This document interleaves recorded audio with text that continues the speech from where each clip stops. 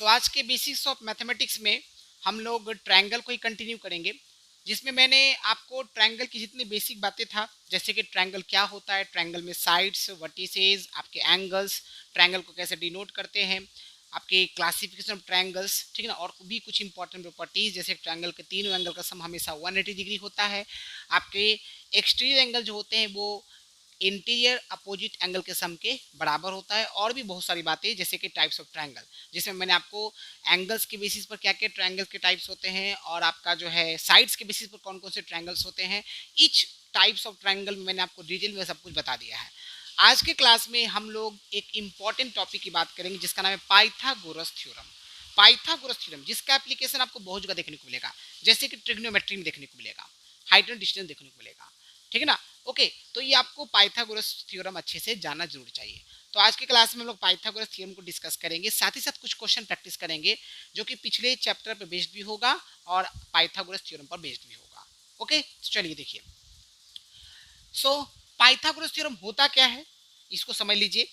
Detail में हम लोग बहुत कुछ पढ़ेंगे, है ना, लेकिन हम लोगों को यहाँ पर बेसिक्स अच्छे से क्लियर करना है कि जब भी कोई बोले पाइथागोरस थ्योरम होता क्या है तो उसका मतलब आपको पता होना चाहिए। देखिए ध्यान से, पाइथागोरस थ्योरम क्या होता है।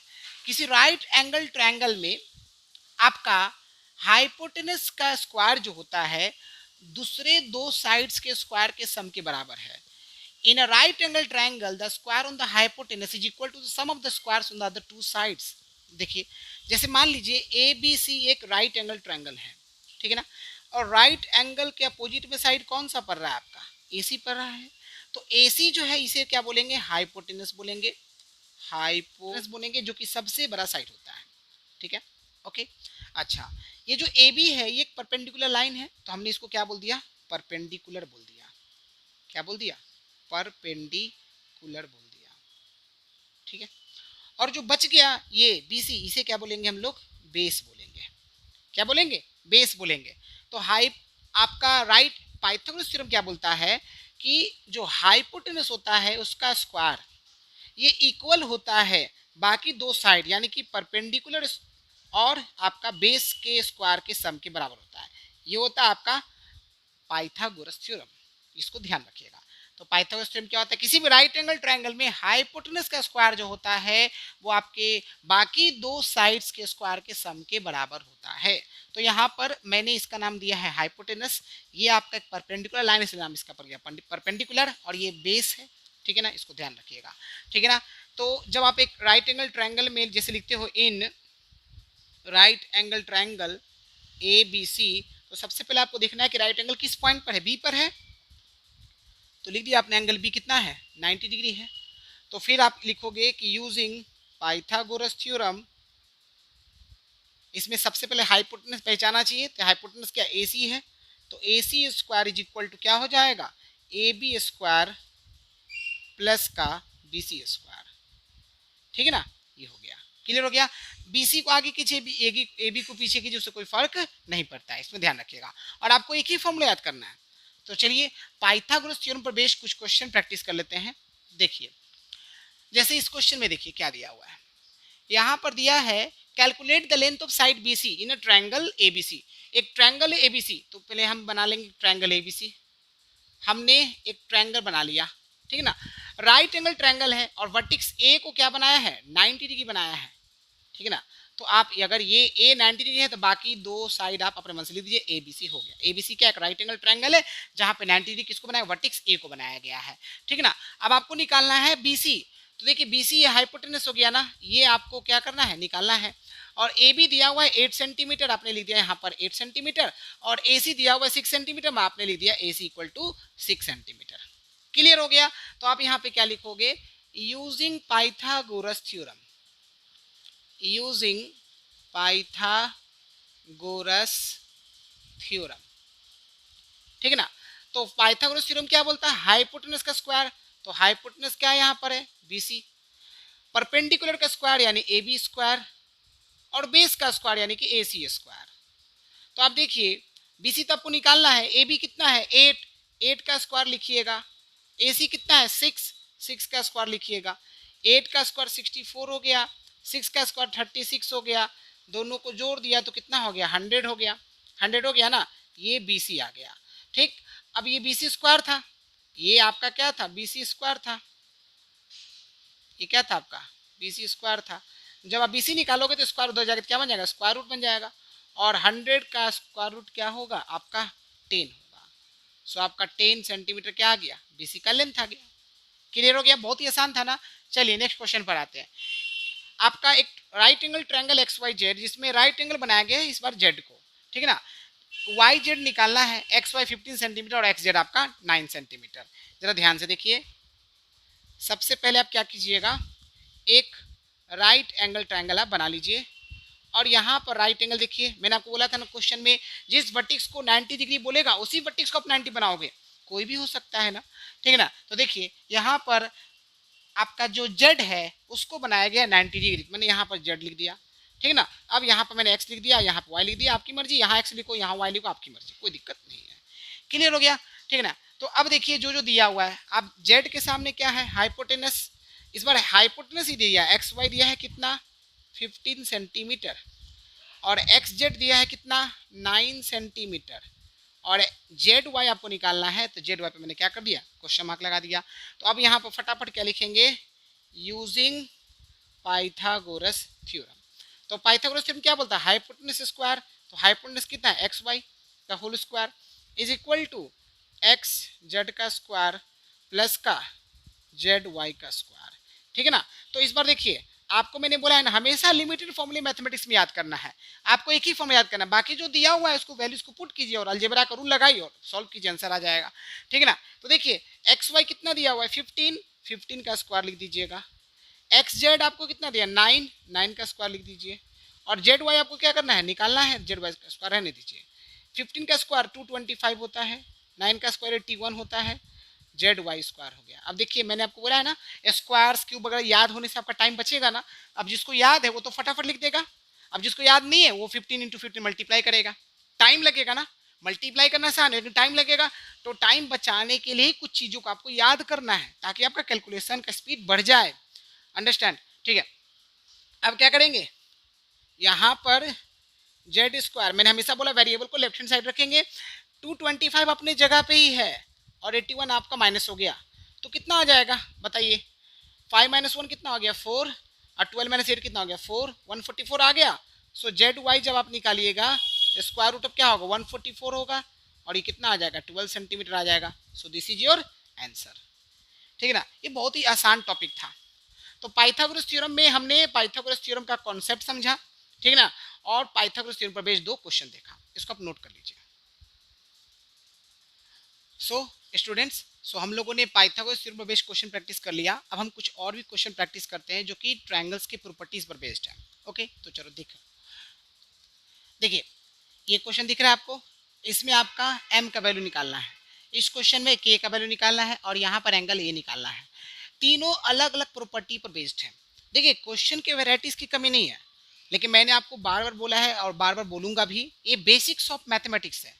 तो यहाँ पर आपको बेसिक बातें सिखाया जाएगा कि आपको कोई प्रॉपर्टी उस पर बेस्ड एक एग्जाम्पल, क्वेश्चंस इतने ज़्यादा हैं कि अगर मैं उसको बताने लगूँ तो बोर्ड भर जाएगा, साथ ही साथ आपको कई क्लासेस लग जाएंगे लेकिन क्वेश्चंस खत्म नहीं होगा, ठीक है ना। तो मैथमेटिक्स का मतलब ये नहीं है कि आप सिर्फ क्वेश्चंस ही बनाते जाओ, क्वेश्चंस बनाना है बट आपका कॉन्सेप्ट क्लियर रखना है। आप कितने मैथ्स की बुक बनाओगे, आपको एक ही बुक बनाइए लेकिन उसको ढंग से बनाइए, उसको सीखिए अच्छे से, उसके कॉन्सेप्ट क्लियर कीजिए, और उस एक बुक के जितने भी एक्सरसाइजेस के जितने भी क्वेश्चन उसको अच्छे से प्रैक्टिस कर लीजिए। दैट्स इट, मेरा तो ये मानना है, ठीक है ना। आप प्रैक्टिस के लिए और भी प्रैक्टिस कर सकते हो, लेकिन आप एक बुक को ही कम से कम एक बार सभी क्वेश्चन को हाथों से गुजार लो तो भी प्रैक्टिस के लिए सफिशियंट होता है। फिर होगा क्या, अगर कॉन्सेप्ट क्लियर है तो फिर आपको कोई भी बुक का क्वेश्चन दे दिया जाए आप बना लोगे आराम से, ठीक है ना, मेरा ये मानना है। सो देखिए अब यहाँ पर मैंने आपको क्वेश्चन दिया है, ये आपको कुछ बेसिक क्वेश्चन है जो कि प्रॉपर्टीज पर बेस्ड है, ठीक है ना। ओके, तो देखिए कौन सा प्रॉपर्टी लगेगा अभी यहाँ पर देख के आप तुरंत नहीं पता कर सकते हो, लेकिन जब आपका कॉन्सेप्ट क्लियर है तो तुरंत पता भी कर सकते हो। देखिए यहाँ पर एक ट्रायंगल है, कौन सा ट्रायंगल हमको कुछ नहीं पता, ठीक है ना, बट आपको बोलता है एम का वैल्यू निकालिए। तो यहाँ पर क्वेश्चन उठता है कि सर यहाँ पर निकालना एम है तो क्या प्रॉपर्टी लगाएंगे। देखिए ध्यान से, इस ट्रायंगल में एक एंगल दिया है 60 डिग्री, तो बाकी ये दोनों भी एंगल ही होगा, इतना तो कंफर्म है क्योंकि डिग्री डिग्री लगा हुआ है, ठीक है ना। तो यानी डिग्री आपको लगा हुआ m का वैल्यू निकालना है।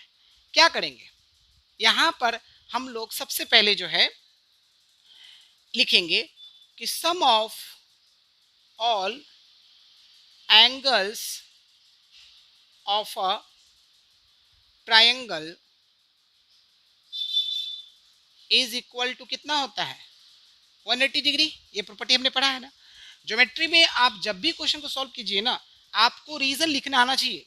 अगर आप ऐसा लिख रहे हो तो क्यों लिख रहे हो, उसका रीजन आप जरूर दीजिए। क्लियर। तो देखिए अब आप बताओ, आप यहाँ पे लिखोगे ना, एक एंगल है 60, एक एंगल है m माइनस का 5 और एक एंगल है m प्लस का 5, और तीनों का सम कितने के बराबर होता है 180 डिग्री के बराबर होता है। अंडरस्टूड। तो देखिए -5 से +5 चला गया, अब ये m और ये मिलके कितना हो गया 2m हो गया।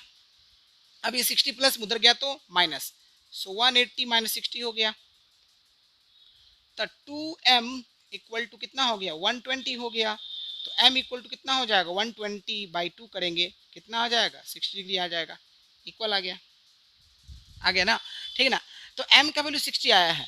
ठीक, आपसे m पूछा है। अब मान लीजिए ये दोनों एंगल पूछता तो क्या करते हैं, 60 माइनस 5 55 हो जाता, और 60 प्लस 5 65 हो जाता। यानी ये एंगल आपका हो जाता है 55 डिग्री और ये एंगल हो जाता है 65 डिग्री। अंडरस्टूड।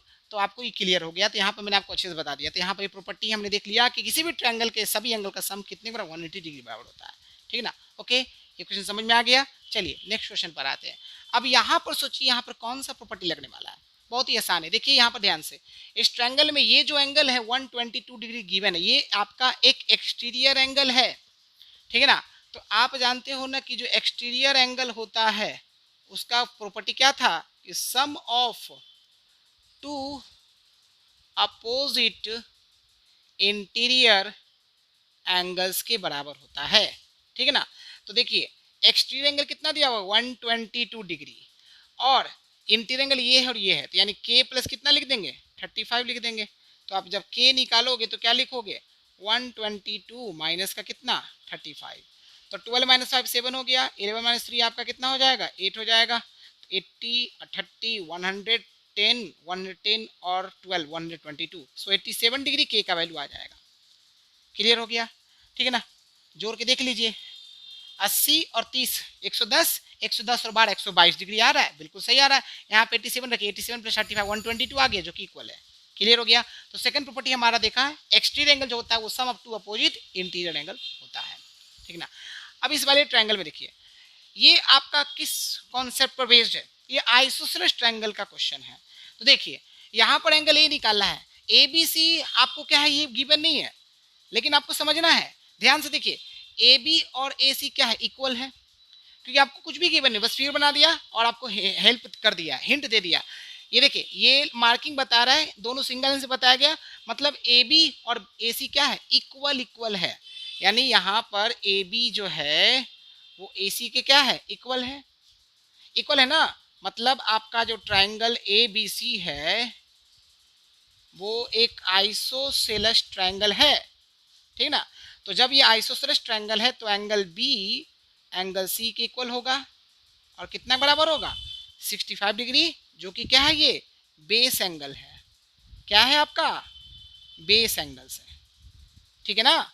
और फिर आप क्या करोगे, आप यहाँ पे वही प्रॉपर्टी लगा दोगे कि sum of all angles of a triangle equal to कितना 180 डिग्री। ठीक ना। तो देखिए आप क्या लिखिएगा, angle A plus angle B plus angle C equal to कितना 180 डिग्री। ठीक है ना। ओके, तो एंगल ए आपको क्या करना है निकालना है, एंगल बी है 65 डिग्री, एंगल सी भी है आपका 65 डिग्री, और ये कितना है 180 डिग्री। ठीक है ना। जब आप एंगल ए निकालोगे तो 180 माइनस 65 कितना हो जाएगा 130, यानी कि 180 में से 130 का कितना बचेगा 50 डिग्री। सो एंगल ए कितना आ गया 50 डिग्री आ गया। ओके स्टूडेंट्स, सो आज के क्लास में हम लोगों ने पाइथागोरस थ्योरम सीखा। पाइथागोरस थ्योरम आपको अच्छे से पता चल गया, हाइपोटेनस का स्क्वायर इक्वल टू परपेंडिकुलर का स्क्वायर प्लस बेस का स्क्वायर होता है। फिर हम लोगों ने पाइथागोरस थ्योरम पर बेस्ड क्वेश्चन देखा, और फिर हम लोगों ने जो तीन प्रॉपर्टी पढ़ा था क्या क्या प्रॉपर्टी पढ़ा था? हमने प्रॉपर्टी पढ़ा था कि किसी भी ट्रायंगल के सभी एंगल का सम 180 डिग्री होता है। इस पर बेस्ड हमने क्वेश्चन देख लिया। फिर हमने देखा एक्सटीरियर एंगल जो होता है वो sum of two opposite interior angle होता है, उस पर बेस्ड क्वेश्चन देख लिया। और फिर हम लोगों ने आइसोसेलेस ट्रायंगल के कॉन्सेप्ट्स को भी सीखा, जिसमें आपको ए बी और ए सी इक्वल दिया हुआ था। तो आपने बताया कि ए बी और ए सी इक्वल है, तो ये आइसोसेलेस ट्रायंगल है। और जब ये आइसोसेलेस ट्रायंगल है तो आपका बेस एंगल भी क्या हो जाएगा? इक्वल हो जाएगा। तो फिर एक ट्रायंगल के सभी एंगल का सम 180 डिग्री होता है। इस पर बेस्ड आपने क्या निकाल दिया?